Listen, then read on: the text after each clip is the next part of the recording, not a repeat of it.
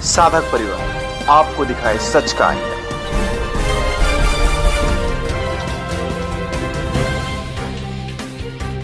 मेरे गुरुदेव को मेरे से ज्यादा और कोई नहीं जान सकता मुझे क्या मिला। ये मैं जानती हूँ, मेरे बापू निर्दोष है, मतलब निर्दोष है। इतनी महिलाएं यहाँ खड़ी हुई हैं और न्यायालय के दरवाजे खटखटा रही हैं, लेकिन उसकी आवाज नहीं सुनी जा रही है। अच्छे से प्लानिंग करके वैसा कानून बना करके और फिर किसी को फंसा करके अंदर किया गया है, तो वहाँ हम न्याय की क्या उम्मीद करें।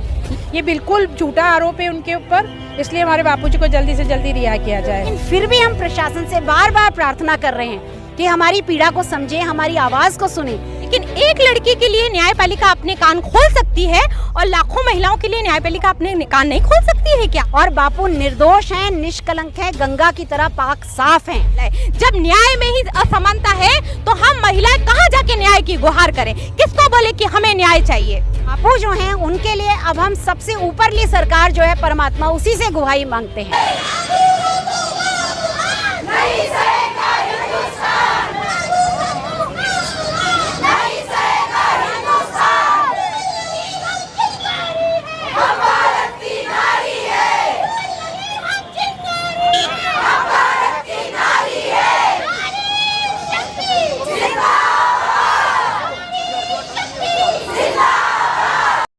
मैं आभा अमेटा पूर्व पार्षद।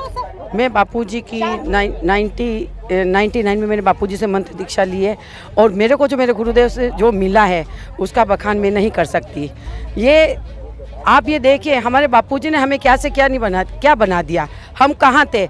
आज जो कुछ भी, आज बापूजी 10 साल से हमारे जेल में हैं, फिर भी उन्होंने हमको इतना संबल दे रखा, हमको इतना संबल दे रखा है कि हम उन्हीं के शिक्षा के आधार पर और उन्हीं के जो उन्होंने हमको प्रवचन में या जो भी हमने मतलब उन्होंने हमको जो भी प्रवचन दिया उसी आधार पर हम जिंदा है और उसी संस्कृति, हिंदू संस्कृति के साथ जो बापूजी ने हमें सिखाई उसी के साथ हम जी रहे हैं। बापू पे तो आरोप लगे हैं, 2 कोर्ट ने सजा दे दी। देखिए वो सब मिथ्या है।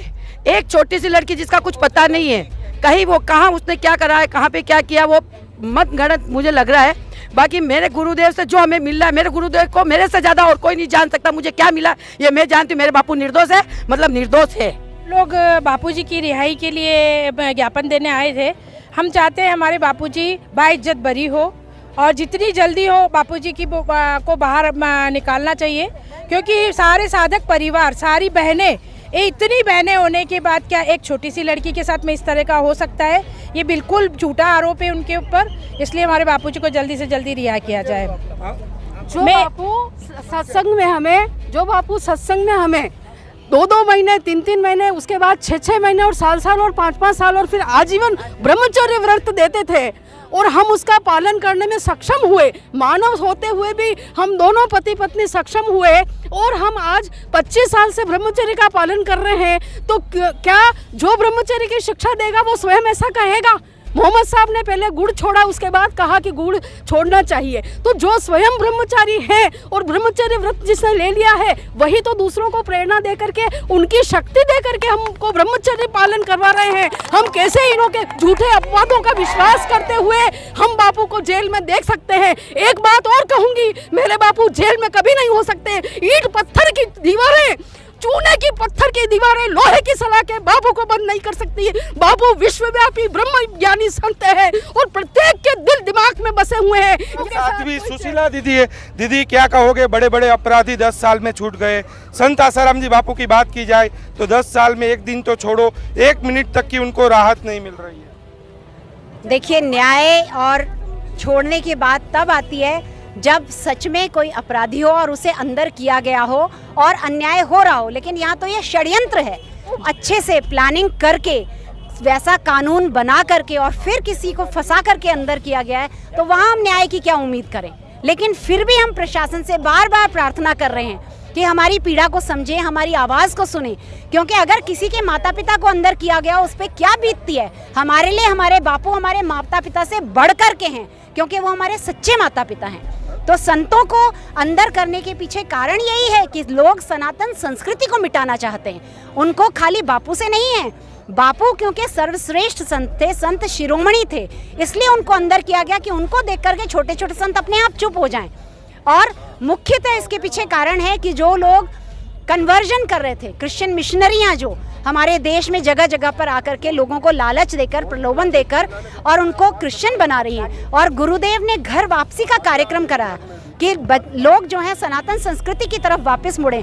और बापूजी की वाणी में इतनी शक्ति है कि अनेकों लोग वापस आए अपनी संस्कृति में, और इसलिए लोग डर गए कि हमारा डंका कैसे बजेगा यहाँ पर। और जैसे ही गुरुकुल खुले तब उनको लगा कि हमारी नींवें तो हिल गई हैं, क्योंकि गुरुकुलों में जब 100% परीक्षा परिणाम आने लगे बोर्ड परीक्षाओं के, तब उन्हें लगा कि कॉन्वेंटों में हम बच्चों को तैयार करते हैं क्रिश्चियन बनने के लिए, यहाँ गुरुकुल खुल जाएंगे तो हमारे को कौन पूछने वाला है।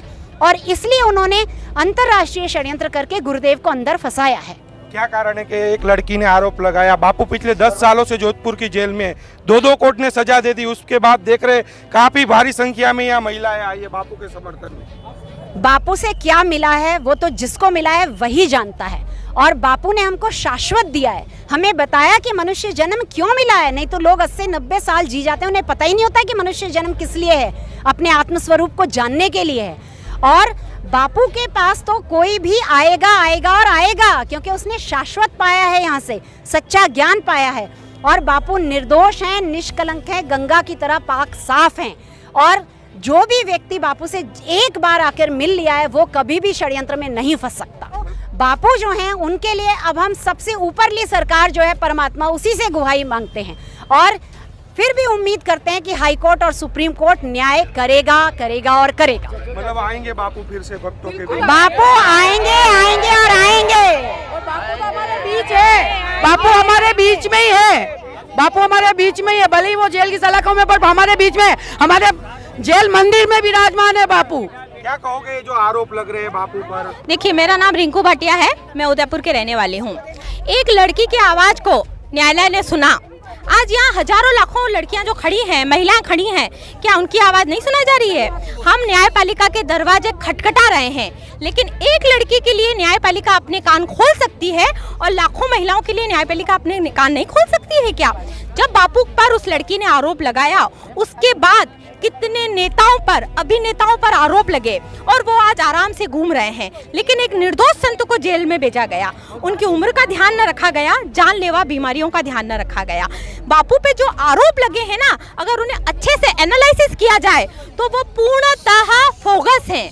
इतनी महिलाएं यहाँ खड़ी हुई हैं और न्यायालय के दरवाजे खटखटा रही हैं, लेकिन उसकी आवाज़ नहीं सुनी जा रही है। एक लड़की की आवाज़ सुन सकती है न्यायालय? जब न्याय में ही असमानता है तो हम महिलाएं कहाँ जाके न्याय की गुहार करें? किसको बोले कि हमें न्याय चाहिए? जानिए देश की पल पल की खबर नीलेश ठक्कर के द्वारा आपके अपने साधक परिवार पर। साधक परिवार आपको दिखाए सच का आईना।